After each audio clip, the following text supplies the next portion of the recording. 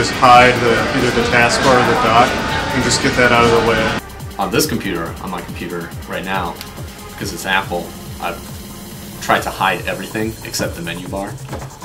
The first things I change are I'll move the dock where I want to move it and set the magnification to the level that I like it, because I don't like it when it blows up too much.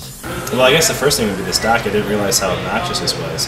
Like, you have all of these things, so Safari, I don't need that, and iChat, I don't use that very much, and I can just do that real quick, and like, I literally just get rid of all this stuff. iTunes is important, iPhoto, kind of, but not really. Literally, like, this is what I'd be doing the entire time.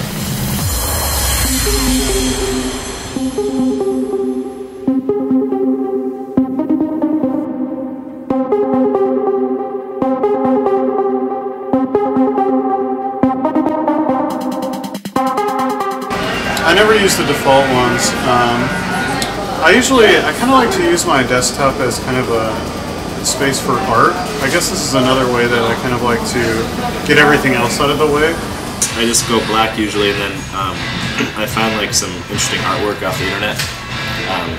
No citation whatsoever, but it's just sort of reflects my mood, I suppose. I definitely use my own background images, and then I also use images from iPhoto for when the computer goes to sleep. I really like the default ones it came with. It was just kind of nice. The ones I have now, and I like this feature that you can have rotating ones, is I actually had these kind of 50 ways to be a better designer. So they're kind of like slides. So, you know, every minute or so they'll repeat, and it's kind of nice. You know, when I'm changing a program or if I'm being aware of it, I'll just kind of clear my applications. I can read a quick inspiring tip. I'm a graphic artist, or at least in some part I'm a graphic artist, so I like to kind of look at different things that different people are doing and use my desktop as a display for other people's work.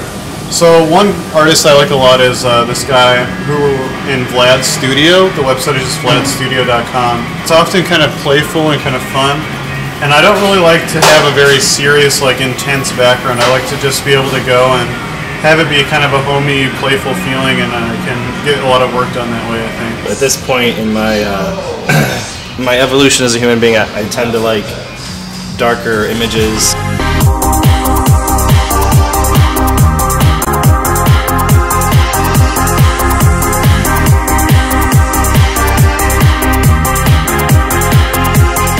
There's one thing that I'm trying out right now. It's a music center thing.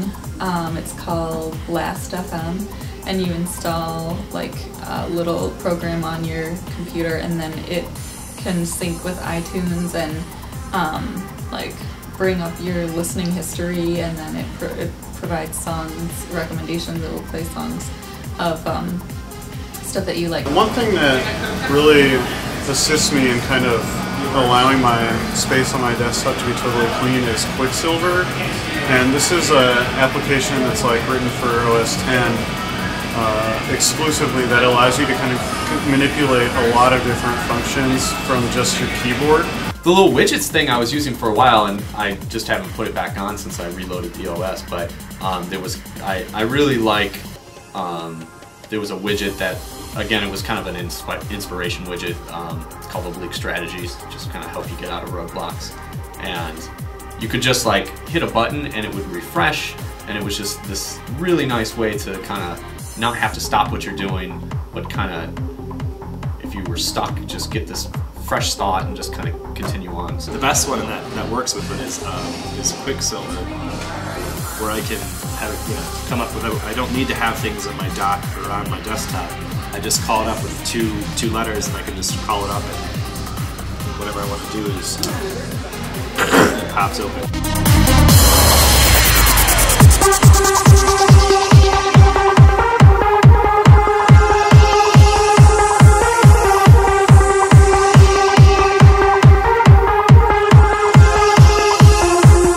If I don't have this, I don't feel complete. Just because all of my information is on here, and so there was one day actually last year I came to school at Michigan State, and I accidentally left my computer at home. I literally just skipped class and went home because there was no use me no use of me sort of functioning without it.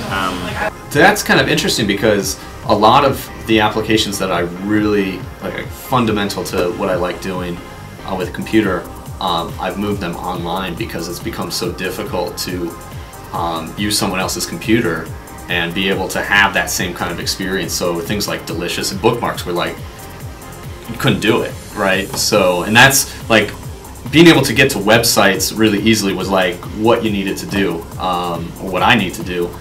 So things like Delicious was like essential, or like, forget it, it's like pointless to use someone else's computer unless it was just kind of like, just for, you know, I don't know, checking your email. If you were actually going to do something productive, you really need to have your own. Well, I think this, I feel really uncomfortable, first of all. I think it ties in a lot of what we've been talking about. I start to get used to my background, and then I kind of switch it when I start getting sick of it, you know? And so when I see someone else's, I haven't really made the decision to switch yet.